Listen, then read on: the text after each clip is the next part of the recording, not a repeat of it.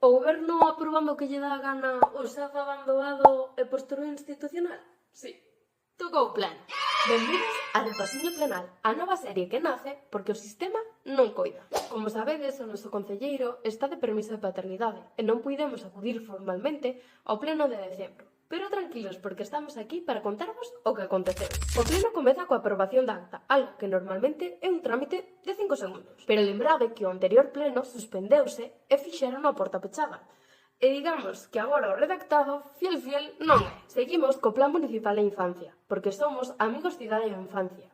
Pero por urxencia. Porque se algo define unha boa amizade é non ter nada preparado, verdade? Iso é poñer cartéis de prohibido xogar na praza ou abrir o tráfico. Amizade, nivel tóxico. Despois, o tema máis serio, o SAF. O goberno trae unha sanción a óvulo de 22.500 euros. E a oposición en conxunto trae unha moción para rescindir o contrato polos múltiples incumprimentos que xa levamos contando. E que pasa? Pois o de sempre. Sanción aprobada, rescisión rexeitada. E así continuamos, usuarios peor atendidos e as traballadoras peor tratadas. Taxa do lixo. Os locais sanitarios terán diferentes prezos segundo o seu tamaño. E na Freixa queda taxa rural. O servizo é o mesmo, pero agora pagas acorde ao servizo. Logo, a infinita modificación da RPT, que é cacique de luz. Diferenzas entre os traballadores, postos a dedo, sindicatos en contra, fantasía administrativa. Desta vez o goberno quere incluirse a rede de cidades amigables coas persoas maiores. Pero como da cidade amiga da infancia,